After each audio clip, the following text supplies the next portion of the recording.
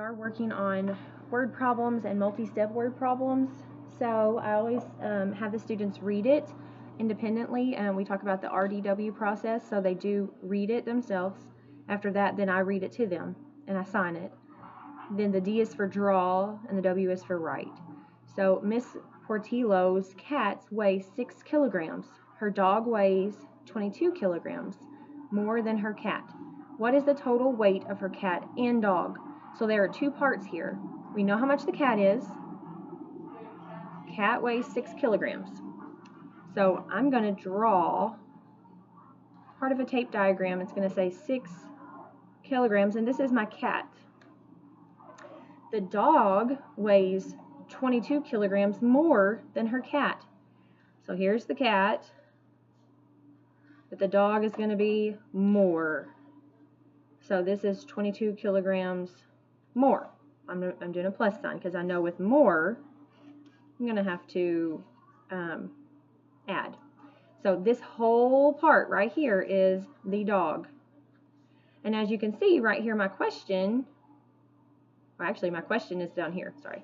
This is actually 6 kilograms that we already know. So 6 kilograms and 22 kilograms is going to be the dog. So I could even figure this up right here, just mental math. 28 kilograms is the dog. So I've already labeled the cat and the dog.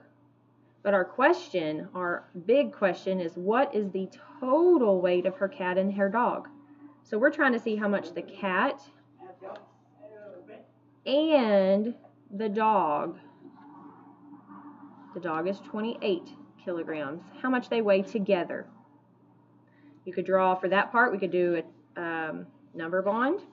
We know that's 6 and 28. We could do another tape diagram. There's many different ways to show for the draw portion. I drew a tape diagram here and a number bond here. The right part, we need to do a number sentence, and we'll also have a word sentence. So 6 plus 8 is 14. Carry your 10, 2 10s, and 1 10 is 3 10s. 34 kilograms. And so that would go here. And then I'm going to write a sentence to answer this question. What is the total weight of her cat and her dog? So her cat and dog weigh 34 kilograms. Because I said dog and cat, or cat and dog both weigh. So as you can see, there's a lot of circling the numbers, making sure that we understand the first part, labeling our picture, and then drawing it and working it out. So working with the students on this at home, you are welcome to read it with them. Circle those numbers, circle the words that are important, and if you need to point to it and say this is part 1, this is part 2, that's perfectly fine. We're working on it in class this way too. So I'm gonna skip down and show you number 2. Darren spends 39 minutes studying for a science test. So I already know 39 minutes, and we're trying to be talking about a science test. Then he does 6 chores. Okay. Each chore takes him 3 minutes. So I don't know how much time he spent on the chores, but I do know that he had 6 of them, and it took him 3 minutes each. How many minutes does Darren spend studying and doing his chores? So first I'm just going to go ahead and write, science test, science. He's studying for science for 39 minutes. We know that part. Finished. So that part's done. However, I do not know how much time he spent on his chores. 6 chores times 3 minutes each. In order to show this, you could do an array. You could do groups. I have 6 rows of 3. They could do a number bond like we did up here, or a tape diagram. Any of those are good to show. So they'll find in counting by 6s or in counting by 3s. So 3, 6, 9, 12, 15, 18. The answer is 18 minutes. But the question said, how many minutes does he spend studying and doing chores? That and is a good indicator that we're going to add.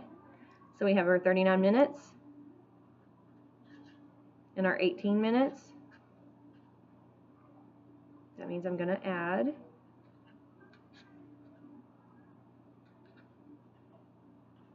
And so I have the R and the D, but the W, I have to do a writing of a sentence. So I'm going to write, just find space, Darren spends, how many? 57 minutes on homework and chores. Period. So that's how we're working things out. Really a lot of thinking through it, doing each individual part, and then showing all your work. If you guys have any questions, you can email me.